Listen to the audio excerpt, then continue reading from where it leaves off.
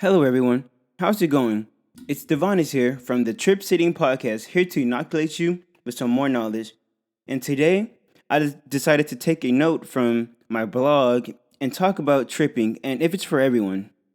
Now, I'm gonna skip all of the preliminary, you know, I'm not promoting drugs. I'm not trying to promote the use of drugs, it's just for strictly education. As I'll have all that stuff in the description. So, right now, I just want to tell you guys that is tripping for everyone? And my short answer is no. Tripping is not for everyone. And there is a reason I say that. It's not even because of the fact that I don't think that every single person can take it, quote unquote. It's just that there are so many underlying lingering factors besides just the person themselves that contribute to it that a lot of the times it's really out of the person's control, rather they can control a trip or not. So what do I mean by that?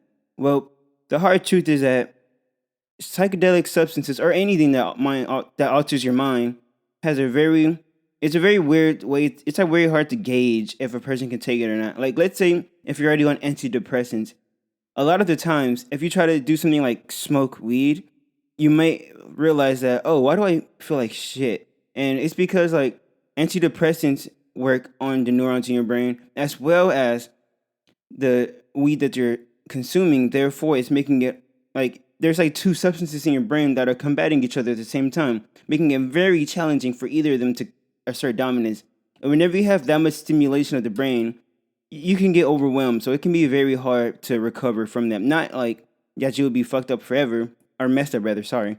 But rather, a lot of people go through bad experiences with things like that because they don't realize that the setting matters, your mindset matters, and things of that nature matters. And I'm just talking about cannabis right now. I'm not even talking about psychedelics right now. When it comes to psilocybin, it affects your neurons on a whole different level. Like, if you've seen the brain chart of your brain off of psilocybin versus on, you see the active parts of your brain are so much more active whenever you're on psilocybin. So pair that with an antidepressant that's also working on your brain at the same time. You can like just sort of imagine what type of overdrive your brain will be on and the type of effects that will have after you are off of your experience. And also, mental health is another big thing. So that also plays into it. And like a lot of people don't really think about it that way. A lot of people think that, oh, I have a mental illness, and if I take this, maybe it will help it. And theoretically, yes, it could do that. But a lot of the times, if you're not fully prepared for the experience you're about to take, it could actually make it worse. And a lot of people can get triggered into psychosis because of this. And like, this is I say many people, but I'm saying many people who have pre-existing mental illness conditions that are extreme. Psychosis resulting from psilocybin is a very, very, very rare occasion and only happens whenever a bunch of criteria is not met whenever experiencing a trip. One of them being accounting for your mental health, as I'm saying. Another thing is, a lot of people don't take into account of optimal conditions.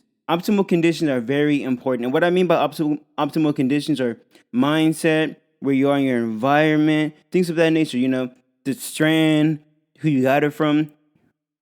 You may not think this, but I mean, this is obviously a personal opinion, in my opinion, but the person who cultivated the mushrooms you are consuming, the amount of care they put towards the mushrooms, I feel like benefits the trip. And that may be 100% placebo. And I am 100% prepared to go down in science as that guy who thinks that mushrooms have feelings and that the way you take care of them will affect your trip. But you know what? It is what it is. And that's how I personally feel. And you don't have to agree with that. You don't have to.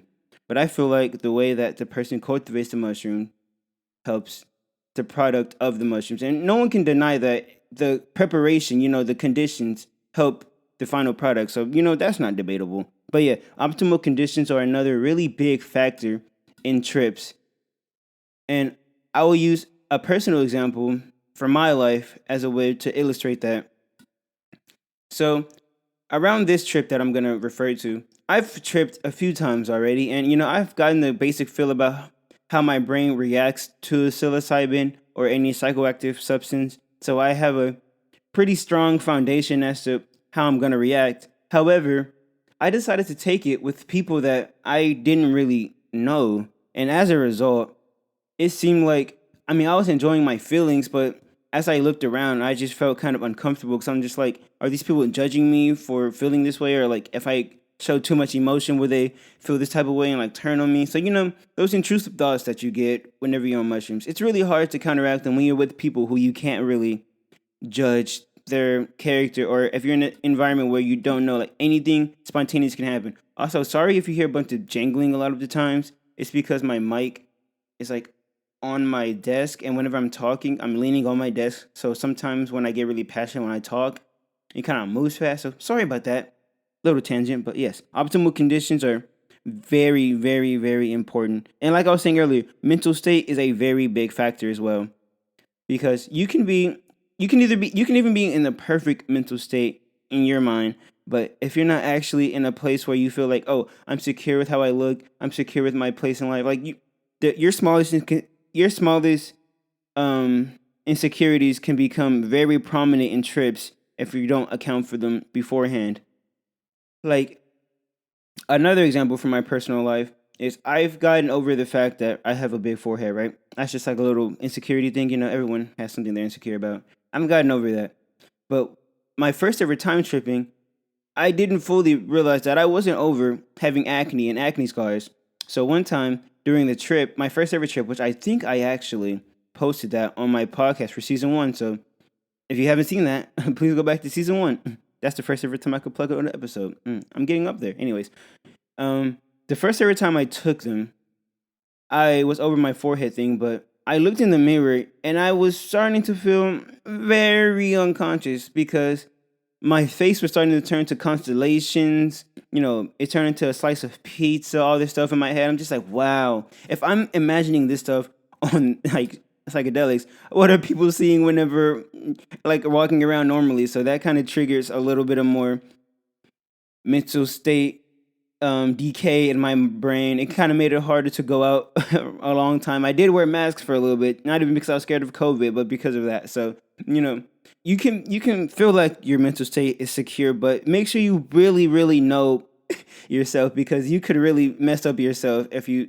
and like sometimes you need that, because I say all this stuff, but that experience is what made me, drink more water, sleep better, fix my diet, and my skin has been a lot better because of it. So, I always say that you want to have a good experience when you're tripping most of the time, but don't be scared to have a bad experience, because a lot of those times you learn the most from those bad experiences. So mental state is very important regardless of rather the results of the situation, but just make sure you're taking an account of your mental state above anything else.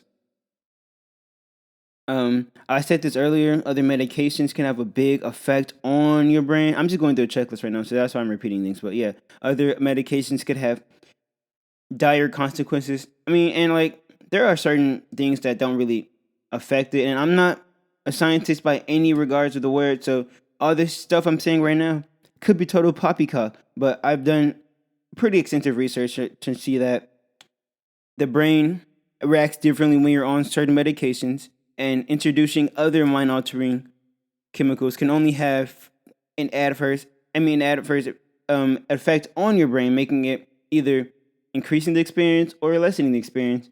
And most of the time, it's probably going to lessen it, if I'm being honest. Another really big thing that not a lot of people think about whenever they're tripping is you have to make an intention. You have to. And I know that a lot of this stuff is basically the stuff I've rehashed on another episode, but I'm kind of going more into detail because that first episode I was kind of nervous talking about this stuff. So this time I'm going to be more in depth and detailed about it. And I feel like personally, this is also another one of my beliefs that aren't necessarily backed in science, but to each his own. I feel like going into a trip with an intention is a very important step. Not only because it kind of shows your brain, oh, because, okay, so this is what the person is trying to see. Let me see if I can curate that. But also, it gives yourself kind of a priming method. Like, okay, so this is what's happening with my brain, and this is probably why it's showing it. So even if that's placebo, I feel like it really helps with the training wheels of a trip. Now, if you're more experienced and you're just like, I just want to have a fun time and just take this, then by all means. But if it's your first time and you have no idea what to expect when you're taking this type of experience, please, I would just make any intention like, and tell me one new insecurity about myself. tell me one thing. Just like not even that. Just tell me one thing about myself. That could be like your intention. Just something very simple, very practical that you can do to make sure that you have your best optimal experience. I've already mentioned setting, so I don't have to go too much into detail, but making sure you're comfortable in your setting is very important, especially if you're a beginner, because the things around you can have very telling, very telling effects on your trip. So your setting is very important. Sorry about that cut, guys. I was running out of space on my recording channel, but you know what? That's probably a pretty good way to segue into the end. So just to recap everything I've said. Setting is very important when it comes to mushrooms. You got to make sure, not mushrooms, but like just any psychedelic experience in general. But this is a mushroom podcast, so of course I'm gonna specify psilocybin or whatever mescaline, whatever type of chemical you choose to indulge in. But they have different effects, and I'll talk about that in another video. But anyways, like I was saying, tripping isn't for everyone. But if you can follow most of these criterias, then I think you'll be fine. And even if you don't, I'm just a dude on the internet that doesn't even have a degree in mycology. I just do this for fun. I just learn how to grow from people online. I learn all my information from Paul Stamets and like videos I see online. So if I'm not as credible as a source that you'd like, and you think that you're still able to indulge in this adventure, then by all means, go for it. Who am I to tell you? But I still personally feel like after my personal experiences and all my research that at least following some of these criteria will have a way better result in your trip. But you know what? That's just me. This has been Divonis from Trip Sitting. I hope that I've inoculated you with some more knowledge, and I'll see you in the next one. Goodbye.